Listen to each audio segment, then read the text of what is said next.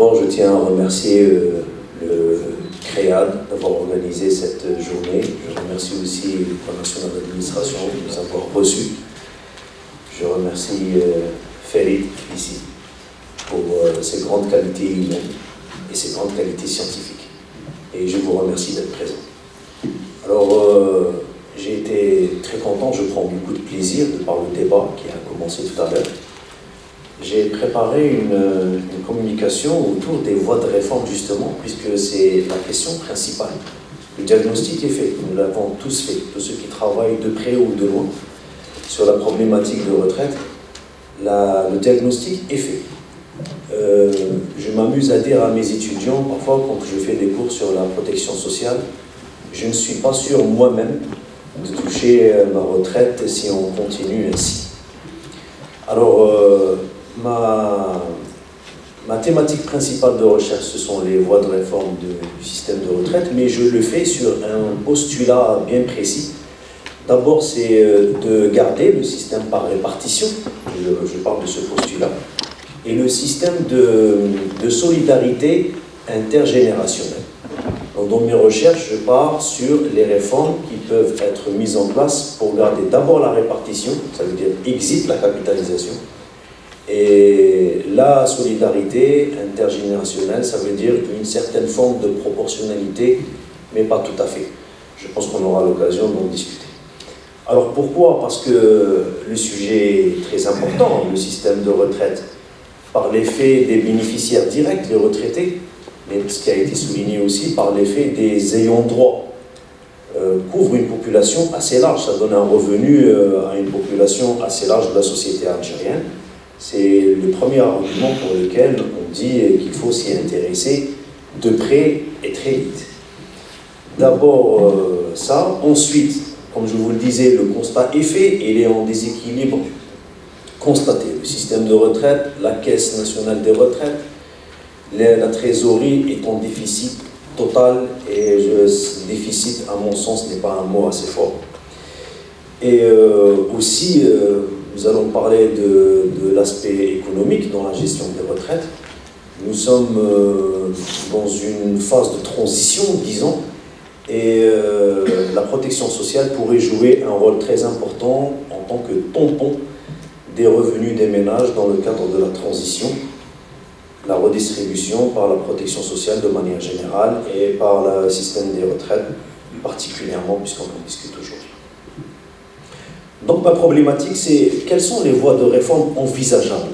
Envisageable, ça veut dire, comme je vous l'expliquais, permettre un fonctionnement périn de la redistribution, mais sans qu'il y ait de coûts sociaux trop élevés, sans qu'il y ait beaucoup de personnes laissées à la marge de par la baisse ou l'arrêt de leurs revenus issus du système de retraite ou de la protection sociale de manière générale. Donc, comme je vous le disais, je travaille sur deux hypothèses. La première hypothèse, une réforme paramétrique suffit. Et la deuxième hypothèse, elle ne suffit pas. Il faudrait penser, aller voir autre chose, notamment par la mise en place ce qu'on appelle d'un système d'assistance sociale qui ne fonctionnerait pas sous le modèle actuel exclusif de la proportionnalité, mais qui donnerait peut-être un revenu minimal à tout le monde. Voilà les deux principales hypothèses. Alors, d'abord, il faut comprendre que le système de retraite en Algérie est l'émanation d'un système de protection sociale générale qui a été créé dans les années 80 pour prendre en charge les différents risques sociaux que prenaient les salariés dans leur travail. Alors les années 80, faste économique, une tendance socialiste économique, donc ce qui privilégiait l'aspect social, une couverture élargie dans le cadre d'un État-providence assuré à cette époque. Alors, théoriquement, un peu de théorie, notre système de protection sociale de manière générale, le système de retraite, devrait fonctionner selon un modèle, selon Esping Andersen, conservateur, institutionnaliste, qui va qui va maintenir les revenus du travail et qui va être financé par les cotisations sociales. Sauf que nous sommes dans un modèle relativement hybride dans le mauvais sens du terme, qui a une partie de proportionnalité, mais avec une partie universaliste financée par l'impôt ou par le trésor public. On va y revenir. Alors, le système actuel de retraite, qui est né en 1983, a un certain nombre de particularités, notamment le premier point, qu'il soit obligatoire, unique et général. Et voilà, à mon sens, ce qui est l'origine du mal actuel, qu'il soit unique et général. Alors, pour revenir sur le constat, ce sont les comptes de la CNR. No comment sur l'état du déficit financier de la CNR. Alors, les causes, ça peut répondre à la première question qui a été posée par monsieur. Tout logiquement, augmentation des dépenses. Les dépenses de la CNR entre 2000 et 2013 ont été multipliées par 2,5. Pourquoi? Eh bien, le point de départ, ça a été le plan d'ajustement structurel. Je ne sais pas si vous vous en souvenez. Quand, dans l'économie algérienne, pour rattraper les salariés des entreprises publiques qui sortaient, ils ont dû leur créer un genre de filet de repêche en 1994 et 1997. Et ils ont voté les lois pour permettre aux gens qui avaient 32 ans de service de partir, quel que soit leur âge. Vous vous rappelez les retraites sans condition d'âge, la fameuse proportionnelle et l'anticipée. C'est le point de départ du creuset. On s'est rendu compte, on a très vite arrêté, mais le mal est fait durant cette période. Un retraité sur deux partait dans le cadre des facilitations et qui est encore en vie, qui perçoit encore ses pensions de retraite. Alors, la baisse des recettes, oui, baisse des revenus. Oui, les revenus ont baissé. Les moyennes des revenus distribués, notamment dans les entreprises privées, est en baisse, de manière générale. Et je parle des salaires nominaux. Je parle aussi de l'effet de la non-déclaration qui commence à disparaître au profit de la sous-déclaration. Quand on donne un salaire à un salarié et qu'on déclare moins que ce salaire à la caisse de sécurité sociale, la sous-déclaration. Et bien sûr, l'insuffisance de l'emploi de manière générale, l'économie algérienne ne crée pas assez d'emplois, il n'y a pas assez d'entreprises qui recrutent, il n'y a pas assez d'entreprises tout court dans l'économie algérienne, et je pense que c'est là le point de départ de la problématique actuelle. Alors, quelques mesures ont été consenties ces dernières années, notamment l'augmentation du taux de cotisation qui est passé actuellement, vous m'excuserez de l'erreur de la dernière, à 18,75. Comme l'a signifié monsieur, on a permis aux salariés de partir jusqu'à 65 ans. Entre parenthèses, contrairement à tous les autres pays, l'allongement de l'âge avant le départ à la retraite est très bien accepté dans la société algérienne. Ce que j'ai comme preuve, c'est ce qu'on appelle l'effet de la deuxième carrière. Selon l'ONS, 35% des retraités reprennent une activité salariée. Est-elle encadrée? Non. Devons-nous la taxer? Je ne sais pas. Ça pourrait être une voie de réflexion. Donc les travailleurs algériens acceptent parfaitement l'allongement de nombre d'années du travail. On leur a permis d'aller jusqu'à 65 ans, mais je ne pense pas que ça soit suffisant. Là, j'ai mis en exergue les différentes recettes et dépenses de la CNR. M. Hamouda a bien raison. La cotisation sociale ne finance pas tout. Depuis 2012, le pouvoir public donne à la retraite l'équivalent de 3% des recettes des hydrocarbures. 3%. Vous imaginez de la somme? Alors, cette somme était de 47 milliards en 2008, milliards de dollars en 2008. Elle a fondu à 20 pour l'année dernière. Ça veut dire que même les recettes fiscales, pétrolières, sont en baisse. Et elle finance en 2013, je me suis arrêté en 2013 parce que je n'ai pas pu avoir des données plus fiables après. C'est une blackout sur les données du financement de la CNR. En 2013, si je donne 100 dinars de pension de retraite à un retraité, 60 dinars proviennent du pétrole et du gaz.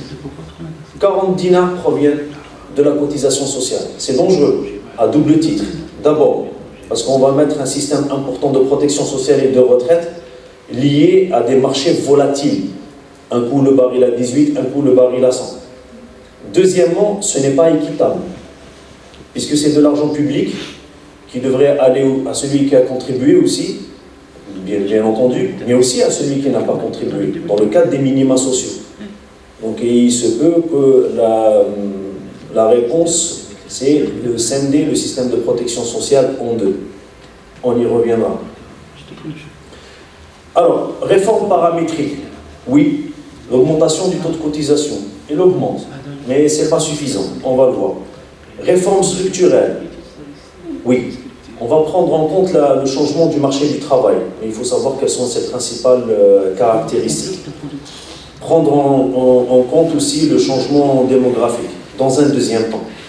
Alors, j'ai essayé, avec un petit modèle économétrique, de tester ma première hypothèse. Est-ce que les changements paramétriques suffisent? Ça s'appelle le modèle à génération imbriquée. Et quand j'ai fait tourner les calculs, il me sort les taux d'équilibre avec les environnements économiques et démographiques actuels en Algérie pour la branche retraite. Sachant qu'actuellement, le taux de cotisation pour la branche retraite, je vais vous le montrer, est de 18,75. Le modèle, il me dit, pour que vous soyez viable, il faut passer pour la période 2011-2016 à 48,50 au lieu de 18,75. C'est pas possible. Alors je lui ai dit, et si je baisse les taux de remplacement, ça veut dire le fameux 80% nominal que nous connaissons, même si je le baisse de moitié, ça ne réglera pas de problème. Et si j'augmente les années de cotisation, ça ne réglera pas le problème non plus. Et je crois que M. Félicie va intervenir dans ce sens où les réformes paramétriques ne servent plus actuellement, où on aura très peu d'impact, pour ne pas dire pas d'impact du tout, dans la situation actuelle. Alors que devrons-nous faire?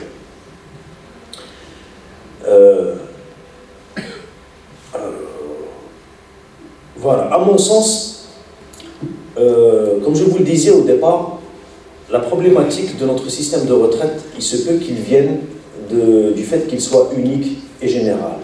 Je m'explique.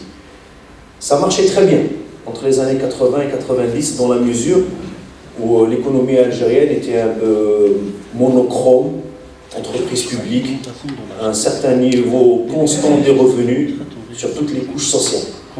À partir de la fin des années 90, ça a commencé à se distendre. C'est-à-dire que les carrières ne se ressemblaient plus, le niveau des salaires ne se ressemblait plus, la pénibilité au travail ne se ressemblait pas.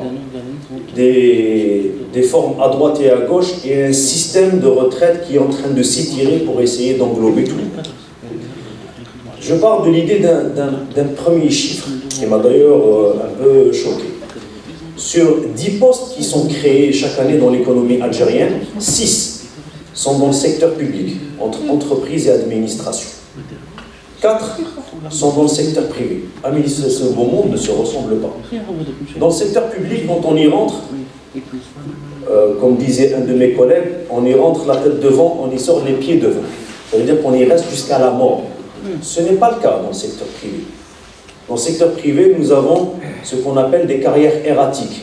Les salariés peuvent travailler une année, être en arrêt pendant 8 mois, reprendre pendant 3 ans, et ainsi de suite. Dans le secteur public, ce n'est pas très pénible. Dans le secteur privé, il se peut que la pénibilité soit plus élevée. Pourquoi demander un même effort à tout le monde, alors que ce n'est pas le même type de carrière? Donc, ce que je propose, au vu de cette simple donnée, c'est de séparer ce régime que nous avons unique et général en deux régimes, ce qui se fait partout dans la planète, entre régime public et régime privé, où on demandera plus d'efforts aux fonctionnaires. Vous avez des niveaux de salaire qui sont plus élevés. La dernière moyenne ONS parle de 90 000 dinars comme salaire moyen dans le secteur public, entreprise et administration. Les chiffres de l'ONS font apparaître un salaire moyen qui varie entre 30 et 35 000 dinars. Net. Il y a une grosse disparité. Pourquoi demander le même effort contributif? On pourrait demander un effort contributif séparé chez le secteur public et chez le secteur privé.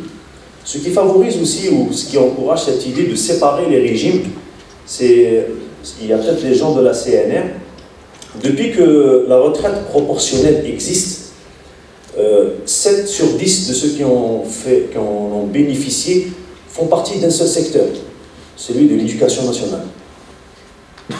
Est-ce qu'on ne devrait pas leur mettre un régime particulier? Ils ne peuvent pas rester jusqu'à 60 ans, je les vois très mal. Une institutrice, Mouallima, jusqu'à 65 ans. Elle voudra partir beaucoup plus tôt. Pourquoi ça ne serait pas possible si on ne lui demande pas un effort contributif, une cotisation sociale un peu plus élevée pendant sa carrière et lui permettre de partir plus tôt? Autre chose, l'ONS, quand je vois les salaires les plus élevés, le secteur pétrolier de manière générale et celui de l'extraction ont les salaires les plus élevés de l'économie algérienne. Ce sont de grosses boîtes, on ne peut pas la nommer sans la traque. Il y a d'autres boîtes aussi, type Sonelgaz, qui distribuent beaucoup de salaires et de forts salaires. Dans beaucoup de pays, ils ont demandé à ce genre d'entreprise de constituer des fonds. Après, on peut discuter si l'épargne peut être facultative ou obligatoire dans ce genre d'entreprise pour débloquer ou mettre en place des capitaux. On n'a pas de marché financier, je suis d'accord. Mais nous avons un marché interbancaire, par contre, qui peut faire l'affaire pour ce genre d'entreprise, type Sonatrach. Pour les employés de Sonatrach, puisque vous avez des salaires élevés, donc je vais vous demander une contribution petite, mais après je vous donne une petite retraite, mais vous allez contribuer dans votre boîte, ce qu'on appelle les fonds de pension d'entreprise, placés dans le marché interbancaire. Ça va permettre de financer l'économie, ça va ramener un taux d'intérêt. Ce taux d'intérêt peut être redistribué pour les salariés du privé qui ont une carrière erratique et qui ont besoin d'une certaine aide pendant cette période de transition. Donc voilà les voies de recherche futures que j'entreprends, les limites. Bien sûr que la première limite, ce serait d'étudier chaque impact. Alors si je décide de séparer régime public, régime privé, quel impact? Si je décide de mettre en place des régimes particuliers, je vous ai parlé de l'éducation nationale. D'ailleurs, ça serait bien de réfléchir à un projet pilote, ou du moins sur papier. Si on prend en considération une carrière de l'éducation nationale et qu'on mette en place un régime particulier, est-ce que ça marcherait ou pas? Ça serait un bon papier, à mon avis. Donc, séparer régime privé et régime public, ça peut être une bonne idée. Les régimes particuliers et les fonds des grosses entreprises qui distribuent beaucoup de salaires. Et voilà comment je peux prendre en considération la pénibilité, la disparité des salaires, la disparité des carrières pour maintenir un système qui fonctionnerait à la fois sous la répartition et qui prendrait en charge cette entraide intergénérationnelle en donnant un revenu complémentaire à celui qui n'en a pas encore dans le cadre des taux de chômage ou celui qui connaît une carrière erratique en attendant de trouver un autre travail. Donc voilà, messieurs, dames, le principal a été dit. Merci beaucoup. À tout ça.